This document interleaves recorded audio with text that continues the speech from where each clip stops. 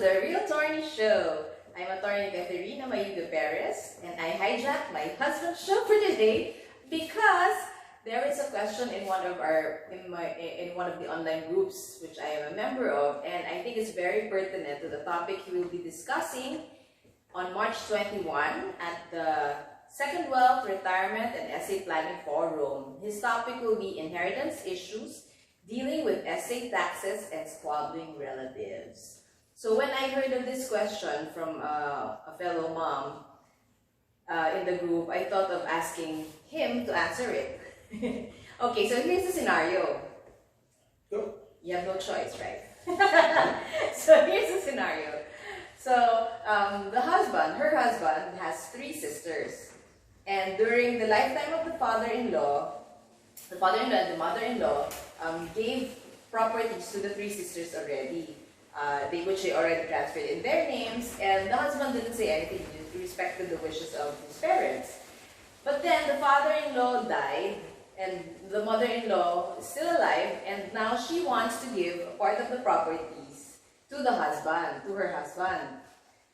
However, the 3 sisters are not totally amenable to this, and they refuse to sign papers. I presume it's extrajudicial settlement of estate papers. They refuse to sign, saying that they still have a right as heirs to the property which the mother-in-law wanted to give to her husband, because they're also the heirs of the father-in-law. So what can you say about that? First of all, welcome to the Real Attorney Show. It's a privilege to have my wife ask the question, because like she said, I have no choice. Anyway, that's a very good question. This is a common experience of Filipino families, and it gives us a glimpse on how important an estate plan really is and should be done by people who have accumulated wealth during their lifetime. So in this case, let me just first tell you there are some principles for estate planning. Number 1, estate planning is dynamic. So this means that once you sit down to make an estate plan, you are looking into the future on how your properties and the relationship of your children will be after you pass on.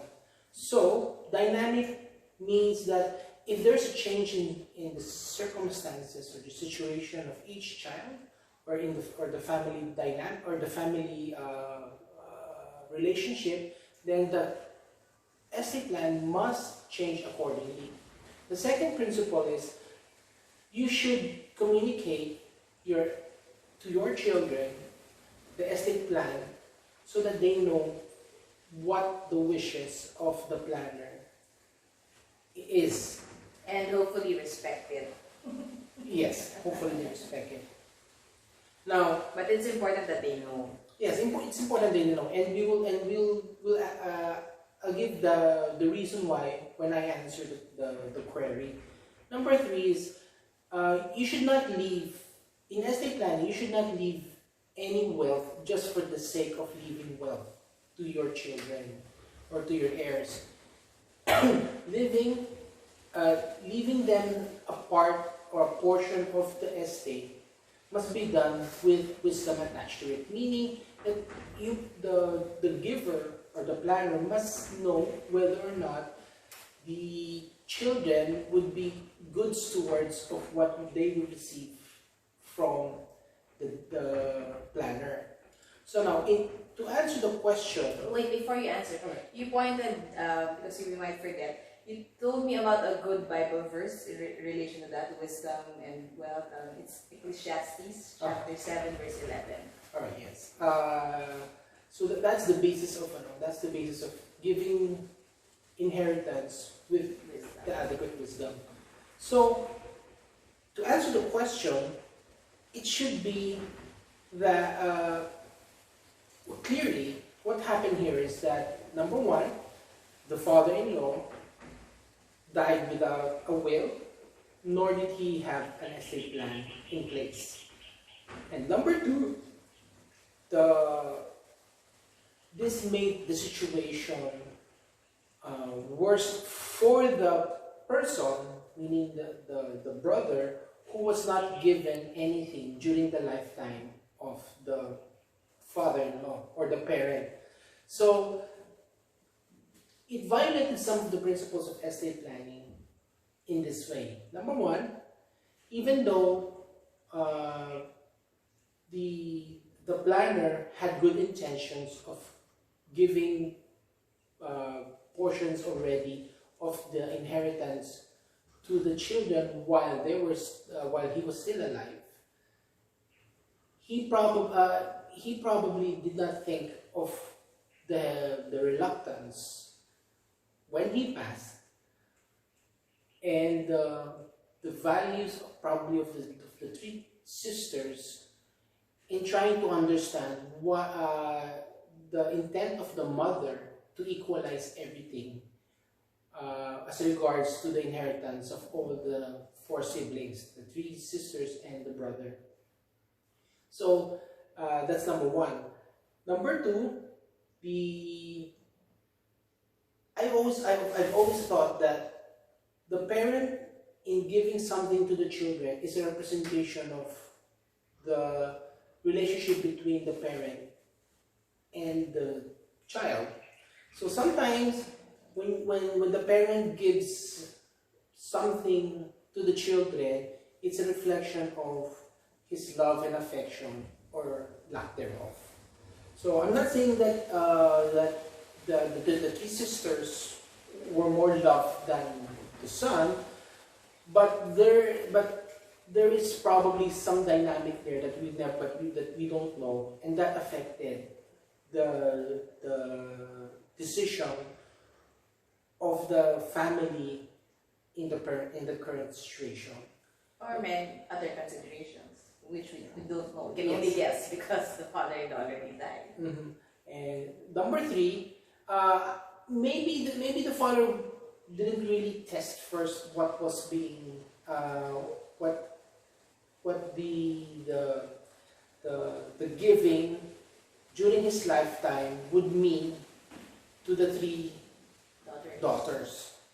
So if there was an inkling that there would be some hesitance or a strong resistance of giving or equalizing everything after he has passed, then maybe that was the mistake that was made, and therefore the son now is paying the price for that. So unfortunately. So what can be done now? So of course, being lawyers, I cannot, in good conscience, say that a case should be already filed. I am of the opinion that if the situation can be mended by the talking or by the constant communication of the siblings and their mother, and their living mother, then probably they could come up with a reasonable settlement, and the mother can also explain why she is doing this.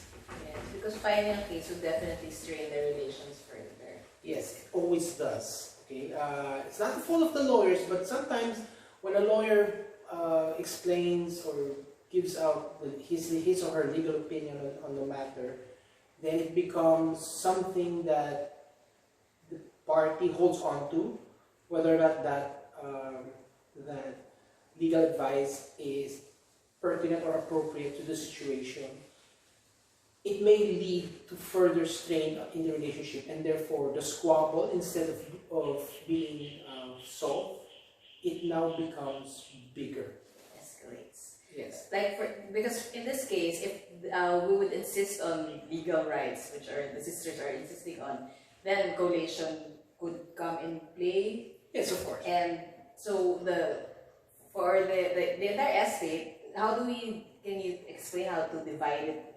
What's the apportionment by law in intestate succession? But of course, when we say intestate succession, the person died without a will. So in this case, when the father-in-law died without a will, automatically 50% of the estate goes to the spouse, to the living spouse, meaning the mother. As your share in the conjugal. Yes. Conjugal property, or, well, of course, there may be different property relations, but let's assume that it's a conjugal partnership of means. Now, after that, the 50% will be apportioned equally between the mother, its 3 sisters, and the brother. So each of them will have 20% of Of the the 50%. 50%. Yeah, right. So if they insist on that, and the properties that have previously been given to the daughters would be collated, and it turns out that the value of the properties given to the girls were actually bigger than their rightful share, then they could be asked pa